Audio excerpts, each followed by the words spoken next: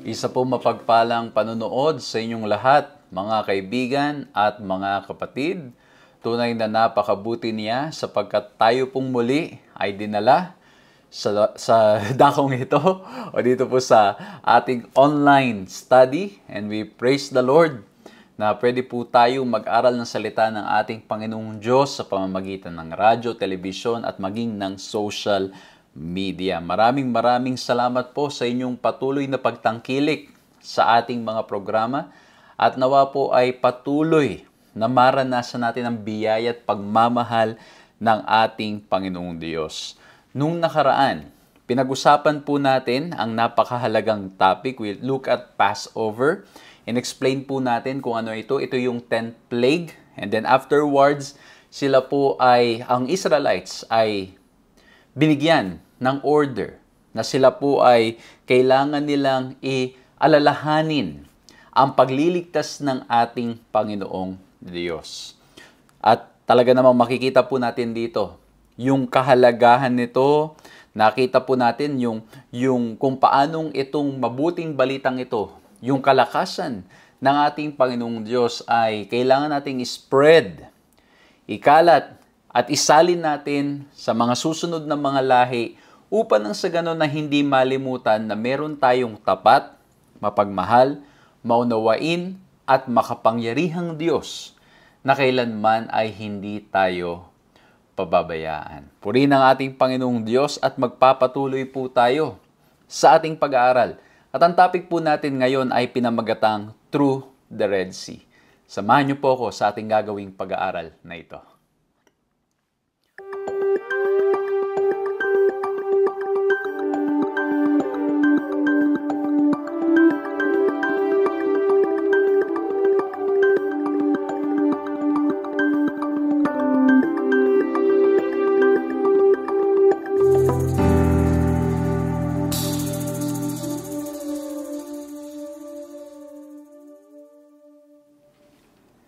Ako po si Pastor John Alexis Mercado at patuloy po kayong sumusubaybay sa paglilingkod na pinagkakalob po sa inyo ng 3 Points Ministries at ito rin naman ay napapanood sa Hope Channel.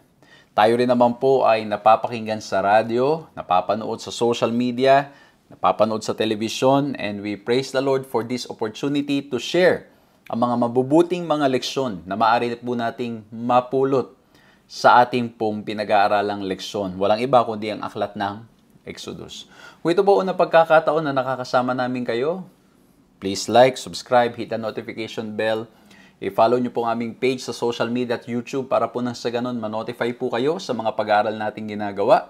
At kung kayo naman ay lagi na namin kasama, pakishare nyo naman po ang pag-aaral na ito upang nang sa ganun ay mas maraming makinabang, mas marami ang makaalam kung paanong ating pinag-aaralan ang mga leksyon sa simpleng paraan at pinupulot po natin kung paanong ito ay still, although the story ay old, it is still very relevant sa ating mga buhay ngayon.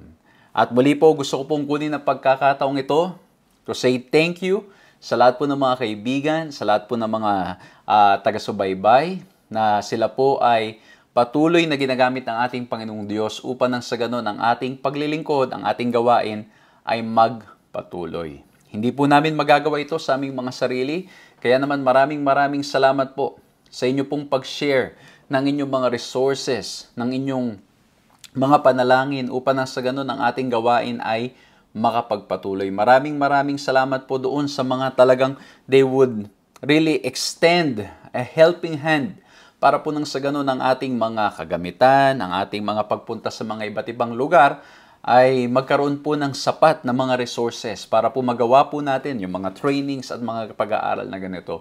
Muli po maraming salamat. Purihin ang ating Panginoong Diyos at nawa po patuloy na ang biyaya ng langit na siksikliglig na umaapaw ang patuloy po ninyong maranasan ngayon at magpakailanman. At patuloy po nawa tayong lumago sa ating pananampalataya sa Kanya. So muli po, murihin ng ating Panginoong Diyos, simulan natin ang ating pag-aaral na ito sa pamamagitan ng isang panalangin.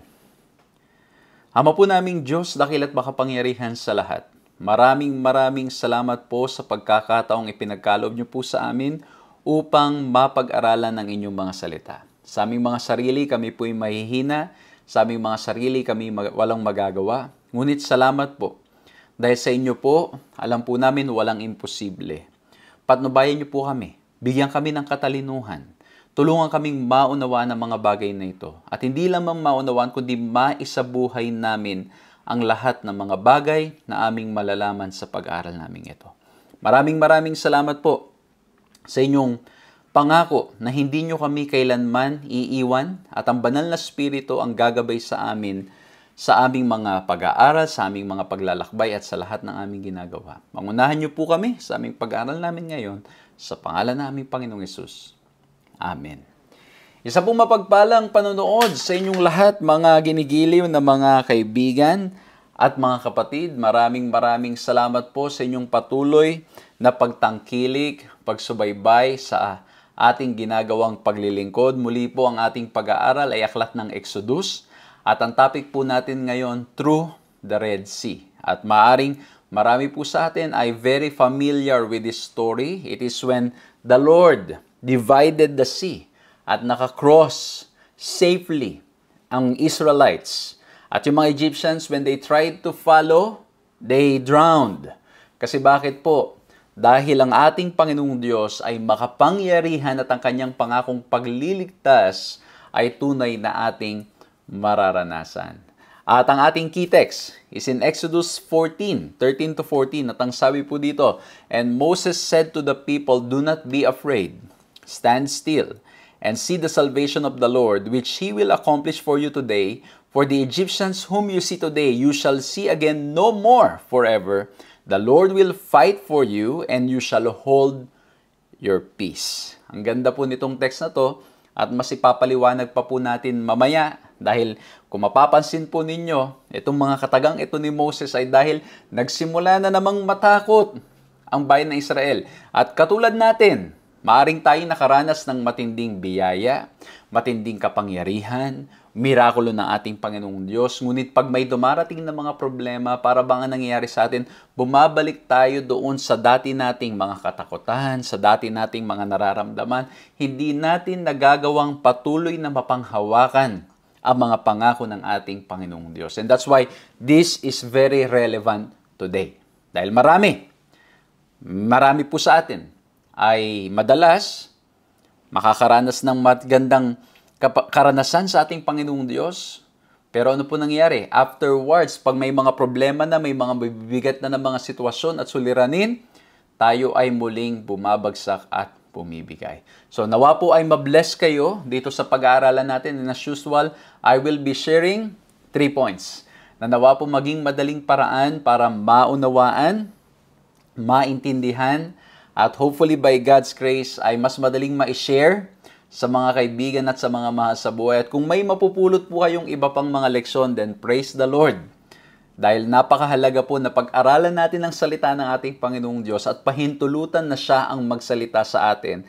At sa mga bagay nating matututunan na maaaring hindi ko po mababanggit, pakishare nyo sa comment box para po nang sa ganun mabless hindi lamang kayo, kundi maging ang mga kaibigan at mga mahal sa buhay at mga taong kasama po natin sa pag-aaral na ito. Maraming salamat din po pala sa mga kaibigan, mga kapatid na nami-meet natin all over the world at maging sa dito po sa social media that they have expressed na sila po'y nakikinabang, nabibless sa mga pag-aaral natin. Ang masasabi ko lang man po, all glory belongs to God.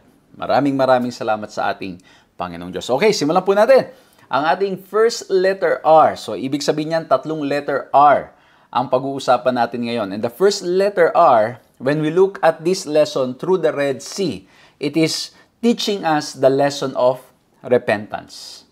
Bakit po repentance? Mapapansin ninyo doon sa huli nating pinag-aralan ay nangyari po yung 10th plague na kung saan the angel of the Lord passed by at yung mga hindi nakapagpunas ng dugo, hindi sumunod sa sabi ng ating Panginoong Diyos.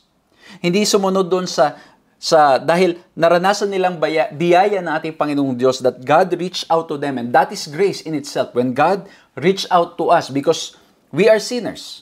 Ni-reach out ng ating Panginoong Diyos at pagkatapos nagbigay ng instruction in order to be saved by this plague na mangyayari, sa Egyptians ay hindi po sumunod. Ang bayan ng Israel ay sumunod.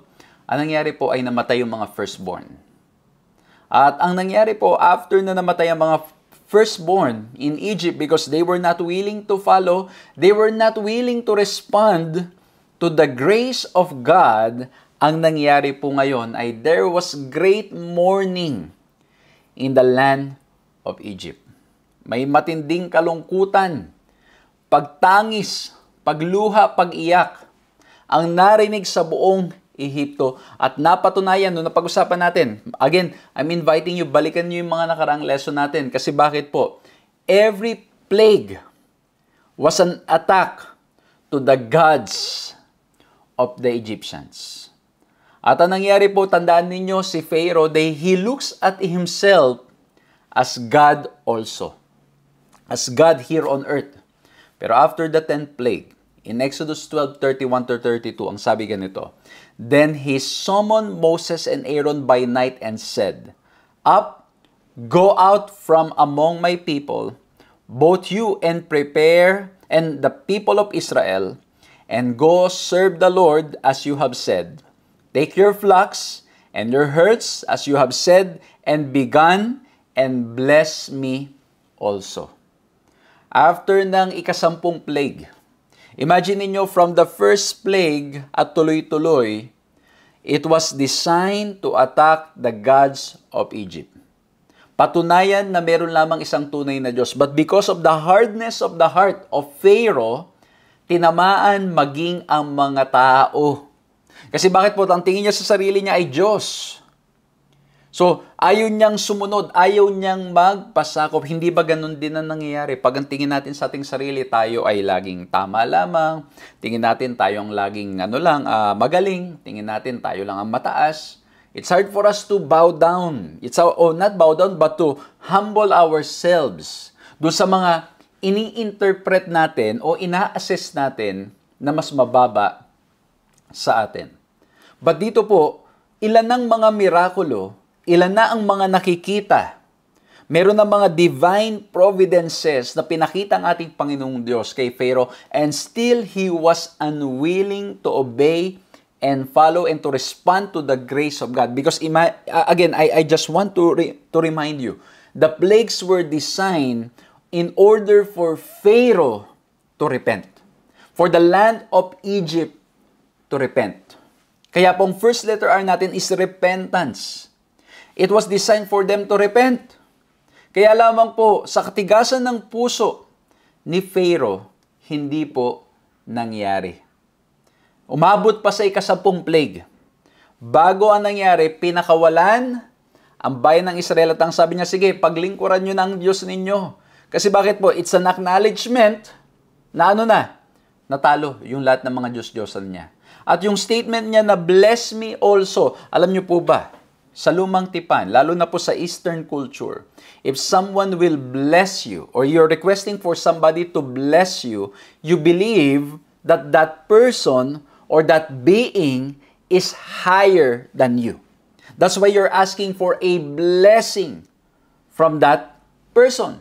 O di ba parang sa ating mga Pilipino, meron tayo, di ba, nagmamano, nagbe-bless. Kasi bakit?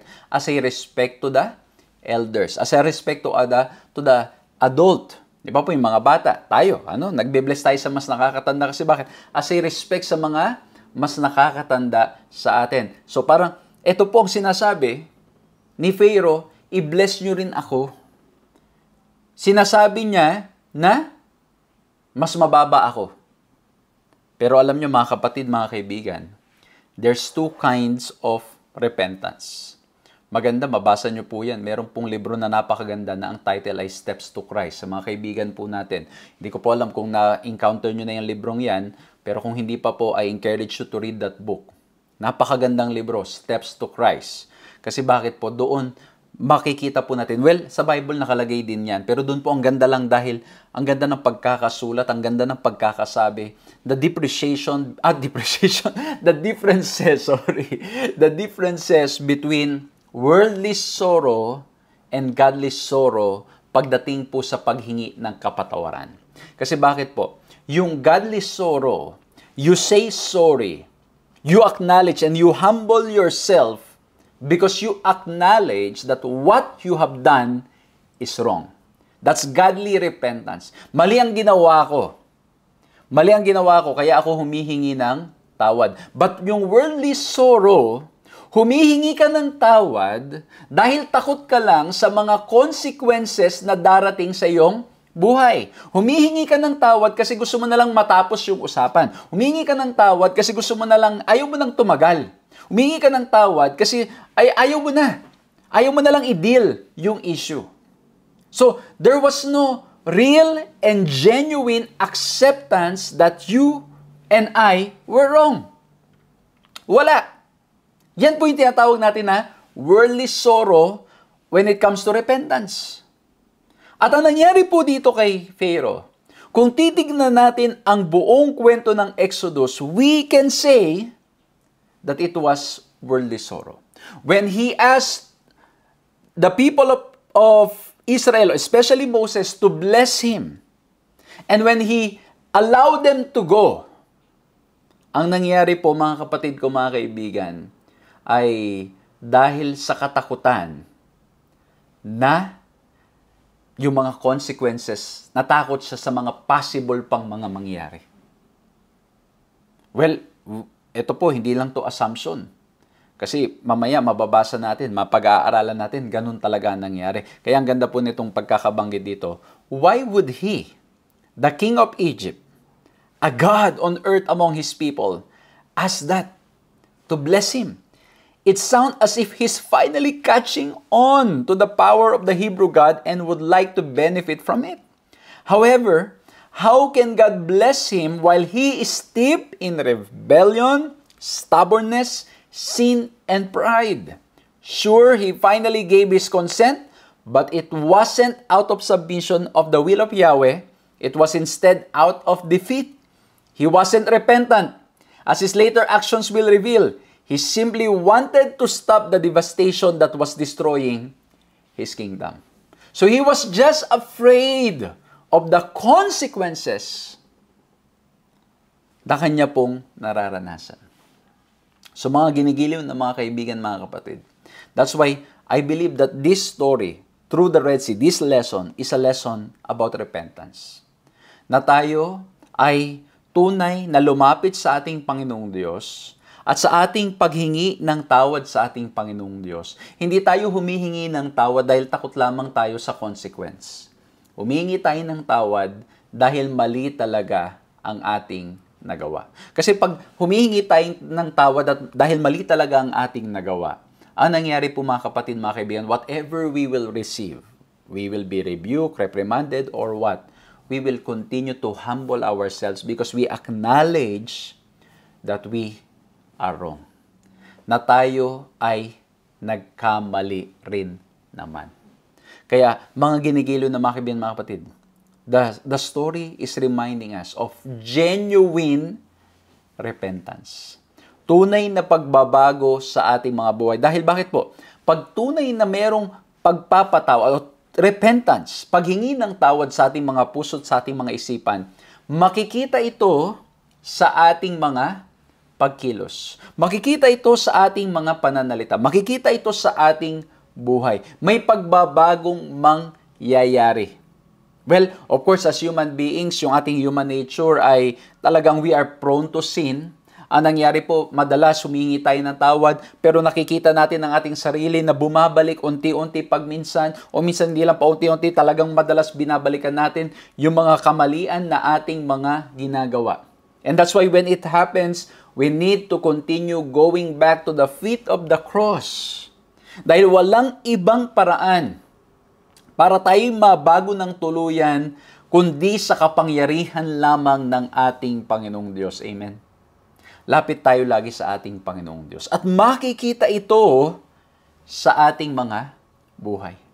Makikita ito sa ating mga pagkilos. Alam niyo yun, magkakaroon ng development. Alam niyo, minsan ang problema ito. Mga tao sa ating paligid, they will not see the development. They will not see. They will always try to see the wrong sa atin. Kahit na ikaw ay, alam mo yun, kahit na ikaw ay nag-grow na, nagbabago na, may mga tao po talaga na walang ibang gagawin kundi tingnan lamang yung kamalian. Kaya yung sinasabi ng banal na kasulatan na madalas, at pag tayo rin naman, baka mga kapatid, ganun din tayo. Baka lagi rin tayong mahilig tumingin sa kamalian ng iba. Lagi nating sinisisi yung ibang tao. Alam nyo mga kapatid, pag ganyan na po ang naging kilos ng ating mga buhay, it also shows that we need Christ. Kailangan nating magpakalapit-lapit sa Kanya. Dahil ito ay pagpapakita na tayo po ay hindi pa rin talaga nakakaranas. Hindi pa natin nararanasan ng tuluyan ng kabuuan ang biyaya ng ating Panginoong Diyos. Kasi nga po hindi makikita yung development. Tinitingnan lagi yung mali. Pero ang Diyos na nakakaalam ng ating mga buhay, ng ating paglago, siya po ang patuloy nating lapitan at patuloy na hingan ng kapangyarihan para makapamuhay ng ayon sa Kanyang kalooban. Amen? Kailangan natin patuloy na lumapit sa ating Panginoong Diyos. Kasi, alam niyo mga ang Panginoon lamang ang makapagbabago sa bawat isa sa atin. So when we see ourselves looking at others' mistakes all the time. At tayo'y lagi nang nagpo-point, lagi na nagbe-blame, lagi na lang nagsisisi. It shows that we need the grace of God. We need to experience genuine repentance. At ito mga kapatid, is applicable to all of us. Maging sa inyo pong lingkod. Kasi yun na nga, yung problema mga kapatid, ang nangyayari sa atin, mas natural nang manisi, mas natural nang tumingin, i-justify mo yung kamalian mo dahil sa kamalian ng iba. Kumbaga, hina-highlight mo yung mali ng iba para magmukha tayong mabait. Ganun na nangyayari sa atin. That's why we need genuine repentance. We need to humble ourselves before the Lord. At hindi man ito makita ng ibang tao, ang mahalaga mga kapatid, we are growing in Christ. Lumalapit tayong patuloy sa Kanya. Kasi bakit? Yun nga naman mga kapatid, kapag tayo naman nga talaga ay nalalapit sa ating Panginoong Diyos, nahahayag talaga at nakikita talaga yung kamalian natin. Kasi nga po habang lumalapit tayo sa liwanag, nagiging maliwanag yung ating mga kadumihan. And we have nothing else to do but to continue bowing ourselves and humbling ourselves before the Lord. At kung titingnan nyo po yung Exodus chapter 13, ang mangyayari po dito, tingnan nyo po yung sabi sa Exodus 13, 1-2. And the Lord said to Moses, "Consecrate to me all the firstborn, whatever is first to open the womb among the people of Israel, both of men and of beasts, is mine." Ang nangyari po dito ay when we experience genuine repentance, there will be a transformation sa ating mga buhay. At ito pong instruction ng ating Panginoong Diyos sa bayan ng Israel ay pinapakita na pag sila'y nakaranas ng pagliligtas at biyaya at nag-respond sila sa biyaya ng ating Panginoong Diyos, the result will be is that you want to consecrate yourself. Dito po mga firstborn, pero I want to apply it sa ating mga buhay. Na we will consecrate ourselves to God. We will acknowledge na yung paggawa natin ito, kinikilala natin ang lahat ay sa Diyos. Tingnan niyo po ang sabi sa Psalms 24:1, "The earth is the Lord's and everything in it, the world and all who live in it." Haggai 2:8, "The silver is mine and the gold is mine, declares the Lord of hosts." So, there's this God's grace. We do not deserve to be approached by God, but He approaches us and in a miraculous way, He saves us, He transforms us, He grows us, He calls us from darkness to marvelous light. And when we respond to that, when we respond to the grace of God, the immediate result or the result will be we will consecrate ourselves. Dito po, yung mga firstborn. This act reveals that we acknowledge that God is the owner of everything. Tandaan nyo mga kapatid, sila yung mga slaves. As in wala. And that's why in consecrating the firstborn, it is a reminder na lahat ay sa ating Panginoong Diyos. The Israelites' firstborn sons were the first fruit of God's blessing, which He had bestowed upon them. They were also a sign of their total consecration to Him and of their understanding that all they possess came only through Christ or through God. Kaya mga kapatid, mga kaibigan ko, ito po ay isang paalala sa bawat isa sa atin. When we experience genuine repentance, talagang tayo po ay ito'y ililid tayo na i-consecrate ang ating mga buhay sa ating Panginoong Diyos. At alam nyo, ito po ang kailangan nating medyo ingatan. Pag minsan, ang nangyayari po ay nagiging formalism yung ating mga paglilingkod. Alam nyo, nung nakaraan, I was reading a book na ang mga deception ni Satan is formalism and fanaticism. Kumbaga yung formalism, ginagawa mo na lang yung mga bagay-bagay kasi nakasanayan mo na lang. You don't do it because of genuine love for Christ. Yung fanaticism naman, possible na ang nangyayari po ay ginagawa mo na lang kasi you think that sa emotions mo, ito yung nararamdaman kong tama eh. Kahit hindi yun ang sinasabi ng Biblia, sasabi mo, ito yung nararamdaman mong tama. So these are both extremes. Now we need to be careful of. Kailangan natin maging maingat. And so when we experience genuine repentance, we consecrate ourselves. We acknowledge that God is the owner of everything that we have. So number one, mga ginigili ko pong mga taga-subaybay, repentance. Through the Red Sea is a lesson of repentance. Magpakalapit tayo sa ating Panginoong Diyos. At baka hindi natin napapansin, baka kiniklaim natin na tayo ay yung nasa grupo ni Moses o ng ng Israelites, but hindi natin napapansin, baka tayo rin pala yung nagiging Pharaoh ng ating mga buhay. Baka tayo nagmamataas. Baka tayo ay hindi willing na makinig sa kalooban at kagustuhan ng ating Panginoong Diyos. Hindi tayo willing na mag-submit. And God is allowing things to happen to us in order for us to come back to Him. He wants to save us. Gusto tayong iligtas ng ating Panginoong Diyos. So number one, repentance. Now let's look at the second letter R. Sa akin pong reflection, it is not only that the lesson through the Red Sea is not just a lesson of repentance, it's also a lesson of reliance. Bakit po? Ang nangyari mga kapatid ko, mga kaibigan, yung mga firstborn sons ay spared to death na yung sa Israelites because they were yung mga tahanan na pinunasan nila ng dugo, someone died and then yung blood na they were covered by the blood because yung houses, yung doorpost ng mga tahanan ay nalagyan ng dugo. So hindi yung angel of the Lord passed by, kaya nga pass over. At ito ay nagpapakita ng reliance. Ito ay nagpapakita ng tayo ay nagre-rely sa sinabi ng ating Panginoong Diyos. Kasi bakit? Only through His blood we can be saved. Tingnan nyo sabi sa Colossians 1:14, in whom we have redemption through His blood, the forgiveness of sins. So, itong lesson hindi lamang nagpapakita ng repentance, pinapaalala tayo ng genuine repentance, it also shows that we need to continue relying sa kung anong sinasabi ng ating Panginoong Diyos at patuloy tayong mag-rely sa ating Panginoong Diyos, sa ating Panginoong Jesucristo. Ano man ang instruction, ano man ang kanyang sabihin, we need to follow. Na-imagine ko nung time na yon. Siguro yung iba sabi nila, ba't ko naman pupunasan ng dugo yung aking doorpost? Dudumi. Di ba? Pwede nilang sabihin yun. Pwede nilang sabihin, what's with this blood? But again, we need to rely. Kung ano man ang sabihin ng ating Panginoong Diyos, we need to follow.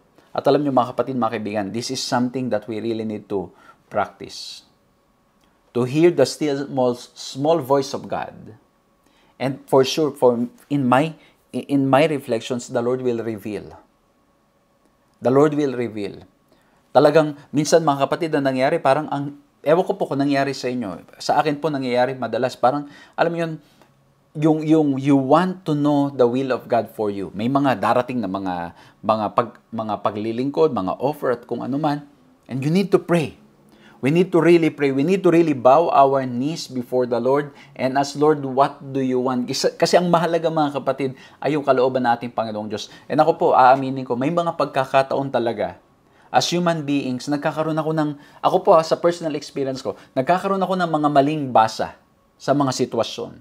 Na, minsan sasabihin ko, ito na siguro yon. Pero hindi ko napansin, it was because of my biases, it was because of alam yun, kasi bakit ang nangyayari po? When we decide on things, normally yung may pros and cons, tinitignan natin yung mga bagay na yan. And as we look at that, ang nangyayari po, sometimes we interpret yung mga situation based sa ating kagustuhan. So based sa bagay na komportable tayo o okay sa atin. Di ba? Ganyan na nangyayari. Pero kailangan po natin ay patuloy umasa sa ating Panginoong Diyos. Tandaan nyo yung mga nangyari sa Bible. There were times that just like Abraham, we will be called to a place which we do not know. But we need to step forward in faith. But we need to make sure that it is God who wants us to go there. And if we make mistakes, kailangan nating patuloy na lumapit sa Kanya. At maniwalang ang Diyos will lead us to the right path where He wants us to go. Ngayon, balikan natin yung covered by the blood. And then, ito na yung sa Israelites, yung through the Red Sea. Ang ganda nito. From a human standpoint, the children of Israel were in a desperate, even impossible situation, one that they in and of themselves could not save themselves from. If they were to be delivered, it would have to be by a divine act. It's the same with us and sin. In of ourselves, we are in a hopeless situation. We need something even more dramatic than Exodus, and we've got it, the cross of Christ and what Christ did there for us all. Di ba? Imposible na sila'y makalabas ng Ehipto. Imposible rin nung naipit sila yung Egyptian sumabot sa kanila at naipit sila in between ng mga mountain ranges and then pati yung Red Sea. It was impossible. But because of God's divine power, nailigtas sila. At maging tayo rin po, ang ating sitwasyon, we are hopeless. Walang pag-asa sa ating mga sarili. But Jesus died on the cross, and because of that, tayo may kaligtasan. Amen? That's reliance. We need to rely. Ito po magre-rely tayo sa ating Panginoon Kristo para sa ating kaligtasan at magre-rely rin tayo sa direksyon at gabay ng ating Panginoong Diyos para sa ating mga buhay. Sa lahat ng pagkakataon, we will rely sa ating Panginoong Diyos. At alam niyo, ganda, si Joseph, kung babalikan natin yung story, nagpapakita that he relied, he believed in God. Kasi bakit po? Exodus 30:19, Moses took the bones of Joseph with him. Kasi bakit po ma-instruction si Joseph At ang sabi niya, sabi sa Hebrews 11:22, by faith Joseph, when he died, made mention of the departing of the children of Israel and gave commandment concerning his bones. Na siya'y madadala doon sa land of promise. And so that is an act of faith. He believes. Why? Because he relied sa kapangyarihan ng ating Panginoong Diyos. Amen? Grabe, no? Doon pa lang, mga kapatid, meron ng, kumbaga, Joseph knew that they will not be there forever. They will go back to the land of promise ng ating Panginoong Diyos. In the same way, mga kapatid, we will not be here forever in this world. So let's not get so attached. Huwag tayong ma-attach. Baka hindi natin napapansin. Baka tulad na tayo ng mga Israelita, hindi man tayo alipin as in yung tayo'y ginagawa sa Ehipto na pinapahirapan, pinagtatrabaho, pero baka tayo'y nagiging alipin ng kasalanan sa mundong ito. And the Lord is calling us to go back to Him. The Lord is calling us. The Lord wants to save us. Baka nagiging alipin tayo ng mundong makasalanang ito. Nagiging alipin tayo ng ating mga relasyon. Nagiging alipin tayo ng ating mga adiksyon. Nagiging alipin tayo ng mga iba't ibang mga bagay dito sa sanlibutan ito na hindi natin napapansin na wawala na tayo sa piling ng ating Panginoong Diyos. And that's why we need God's power so we can exodus. We can go out. That's why in Revelation there's a call to go out. We need to go back sa ating Panginoong Diyos. But I love it because Joseph believes. He believed that Israelites will not be there forever. That's why ang instruction niya, yung bones ko, dalhin nyo doon. At ang sabi sa Joshua 24:32, as for the bones of Joseph, which the people of Israel brought up from Egypt, they buried them at Shechem. Kaya mga kapatid, this again is a story of reliance. At alam nyo mga kapatid, nung sila'y naglalakbay, there was the pillar of cloud. There was the pillar of fire. And it shows the presence of God among His people. Kaya kung patuloy tayong aasa sa ating Panginoong Diyos, ang Kanyang pag-iingat, ang Kanyang paggabay, ang Kanyang kapangyarihan, ay patuloy na sa atin. Patuloy niya tayong papatnubayan. Patuloy niya tayong gagabayan. Patuloy niya tayong sasamahan. Patuloy niya tayong tutulungan sa lahat ng ating mga hinaharap sa buhay na ito. Amen? Ay grabe talaga. Ang ganda. Mga kapatid, God will be with us no matter what. At ang nangyari po, Pharaoh, ito na, yung nagpapakita na hindi tunay yung paghingi ng tawad o paghingi ng blessing ni Pharaoh. It was not humility, but humiliation. It was not godly sorrow, but worldly sorrow. Kasi bakit po? Pharaoh followed with his army. At ang gusto nila, ibalik ang Israelites doon. Kumbaga, naghingi lang siya ng tawad dahil lang sa takot siya na masira pa. At tapos bandang huli, ngayon gusto niya ibalik yung Israel. Pinakawalan niya, ngayon gusto niya ibalik. Kaya Pharaoh reveals the true motives of his heart. He's not converted. He never truly repented. His asking God to bless him was a farce. Perhaps a deception in his own heart. He gathered his army and they went after their escaped slaves. How totally blinded by sin this man really was. Grabe mga kapatid ko, mga kaibigan. Ano po? Talagang nagpapakita na si Pharaoh ay hindi talaga. So, ano lang to? Kumbaga parang pakitang tao at takot lang siya doon sa kanyang mga sa kanyang naranasan. At ngayon nung ibabalik niya na yung bayan ng Israel, nagpakita ito ng kanyang puso ay hindi talaga nabago ng ating Panginoong Diyos. Mga kapatid, again, pinag-aaralan natin ito para tayo mismo lumago at makakilala sa ating Panginoong Diyos. Pero baka hindi natin napapansin na tayo na rin pala mismo ay ganito na. Baka masyado tayong abala sa pagtingin sa ibang tao, yung mayroong mga parte ng buhay natin na hindi natin napapansin, na hindi rin natin na isusuko sa ating Panginoong Diyos. Alam nyo yun, minsan nagkakaroon tayo ng holier than thou attitude. Kasi ang tingin natin sa sarili natin, masyado na tayong mabait. Pero hindi natin napapansin, may mga parte ng buhay natin na hindi pa natin completely isinuko sa ating Panginoong Diyos. So mapapansin po natin again, we are being reminded to rely sa ating Panginoong Diyos. Umasa lamang sa ating Panginoong Diyos. Ayan na, nandiyan na yung army. At na-imagine ko, naglalakad yung bayan ng Israel. May narinig silang mga karawahe. Sabi nila, ano kaya yun? At pagtingin nila sa likod nila, nakita nila, nako, ito yung mga Ehipto! Nandyan na, dala yung kanilang buong hukbo. Dala yung kanilang mga weapons of destruction. At ang nangyari po sa bayan ng Israel, after they experienced miracles, after they witnessed that the gods of Egypt, they are no match to the God of heavens, to the God that they worship, that the God who loves them. They are no match. Yung mga gods, they are no match. And still, after witnessing all of that, and still after seeing all of that, still after na makita nila ang lahat ng mga bagay na ito, yung kapangyarihan ng ating Panginoong Diyos. Ang sabi po sa Exodus 14:11, nagsimula silang magreklamo. Nasabi nila, because there were no graves in Egypt, have you taken us away to die in the wilderness? Why have you so dealt with us to bring us up out of Egypt?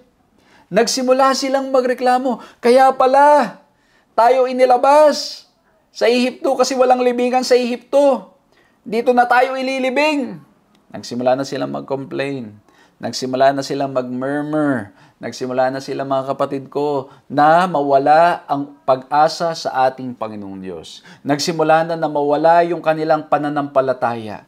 Nagsimula na mag-waver yung kanilang faith. Na-imagine ko, nung lumalabas sila, they were so happy. They were so happy. Why? Because they experienced God's miracle. They were so happy na experience nilang kapangyarihan ng ating Panginoong Diyos. Pero tulad nila, mga kapatid ko, kung ang Ehipto o si Pharaoh ay humingi ng tawad dahil lang sa takot, sa mga consequences na kanyang ginawa, posible ba na ang mga Israelites, ang bayan ng Diyos, karamihan sa kanila, ay sumunod lamang because they were after the miracles. They were after the blessings. They were after the benefits of following Christ instead of Christ or God Himself. Posible ba? And I can say, it's possible na kaya lamang tayo nasunod sa ating Panginoong Diyos dahil merong blessing na kaakibat. Dahil meron tayong makukuha something, which is true, meron tayong makukuha. Eternal life. He promised us eternal life. Pero kung yun lamang at hindi ang ating Panginoong Diyos ang concentration at hindi ang ating Panginoong Diyos ang pinaka-main point ng ating pagsunod, mabilis tayong mawawala ng tiwala. Mabilis tayong manghihina. That's why the Bible clearly mentions, seek ye first the kingdom of God and His righteousness, and all these things shall be added unto us. When we seek Him first, makikilala natin siya. At the more na nakikilala natin siya, tayo po, mga ginigiliw na mga taga-subaybay, mga kaibigan at mga kapatid, tayo ay makapagtitiwala ng lubusan sa kanyang mga plano at sa kanyang mga kagustuhan. Kaya, again, sina Pharaoh, ang Egyptians, they were sorry. Why? Because they were afraid of the consequences. But in here, it seems that the Israelites followed just because of the benefits of the blessing, not because they have come to know who really God is. And it's possible na mangyari rin po sa atin. Dapat ang ating pagsunod at pagpapasakop ay dahil nakilala natin ang ating Panginoong Diyos. Kaya nung sila'y natatakot na, ang sabi sa Exodus 14:13-14, and Moses said to the people, fear not, stand firm, see the salvation of the Lord, which He will work for you today. For the Egyptians whom you see today, you shall never see again. The Lord will fight for you, and you have only to be silent. Ang sabi una, huwag kayong matakot. And many times in the Bible, the Lord said, do not be afraid. Huwag tayong matakot. At ang sabi, stand firm, manindigan tayo. Sa pananampalataya, manindigan tayo sa ating Panginoong Diyos. At tignan natin ang kapangyarihan ng Diyos na gagawa hindi lamang sa sitwasyon ng ating mga buhay, kundi mismong sa ating mga buhay. At ang ganda ng pagkakasabi dito, the Lord will fight for you. How many times in the Bible, the Lord mentioned that He will take care of us. That He will fight for us. At ang sabi pa doon, you only need to be silent, to hold your peace. Kasi bakit po? Nagsisimula na silang magreklamo eh. Huwag ka nang magreklamo.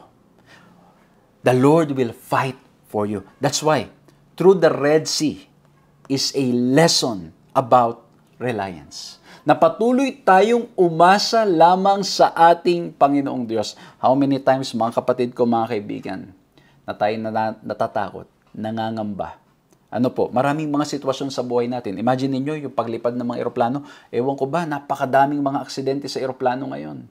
That's why every flight, kami po, mga kapatid, ako po sa akin po, every flight we need to rely sa ating Panginoong Diyos. May mga panahon ngayon na grabe ang mga turbulence na mararanasan mo. You have to pray to the Lord. Rely sa Kanya lamang. Mga aksidente sa daan, mga earthquakes, mga sunog, mga tagutom, at marami pang iba't ibang mga masalimuot, mga mahihirap na karanasan ang nararanasan natin sa buhay na ito. It calls for us to rely only to God. Mag-umasa lamang sa ating Panginoong Diyos at wala nang iba. Amen? Umasa lamang tayo sa Kanya.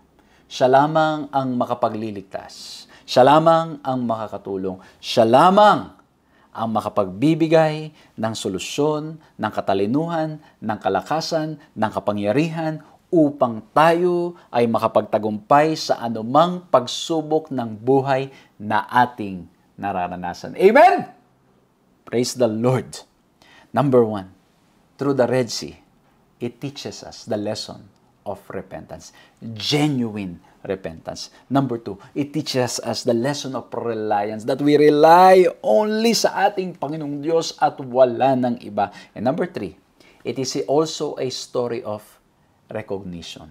Well, if tutuloy natin ang story, ang nangyari po, nahati ang sea, at pagkatapos sila'y nakakross, and I can imagine, mga kapatid, the amazement of God's people. Yung mix ng takot and amazement, they were stepping in faith, nahati ang Red Sea, nakakross po sila. At ito na, nung ang mga bayan, ang Ehipto ay sumusunod with their chariots, with their power, with their army, wanting to conquer and wanting na maibalik ang Israelites sa Ehipto. Na-imagine ko, maaring nagsimula na namang matakot ang bayan ng Israel. At maging tayo rin mga kapatid, we are already stepping in faith. Naglalakad na tayo sa pananampalataya, umaasa tayo sa ating Panginoong Diyos. Pero mga problema, mga pagsubok, si Satan ay patuloy na hinahabol tayo. Tayo tinutukso, tayo ginagawa na paraan at madalas tayo ay natatakot. But we need to continue walking by faith. Patuloy tayong tumingin sa ating Panginoong Diyos. At sa pagtingin natin sa ating Panginoong Diyos, we will experience ang kanyang kaligtasan. And so, nangyari po nung sila'y nakatawid na. At si Pharaoh at ang kanyang mga hubo ay nandun na. And then suddenly, ang binalik ng ating Panginoong Diyos ang dagat at ang buong Ehipto, ang kanilang army, ay natalo. Why? Because they relied sa ating Panginoong Diyos. And I praise the Lord na yung Israelites, mga batid, they were willing to step in faith. Kasi mayroong may nagsabi doon, naku, baka mamaya pag-tapak natin na biglang lamunin tayo ng dagat. But no, they step in faith. Maybe, mga kapatid, maybe it's because of fear, because nandun na Ehipto. But again, whatever could be the reason, they step in faith. Lumakad po sila. At nakita nila ang another miracle from the Lord, ang pagliligtas ng ating Panginoong Diyos. And when we go to Exodus chapter 15, we can read the song of Miriam and Moses. And that's why I put here, the third lesson, through the Red Sea, is a story of recognition, is a lesson of recognition.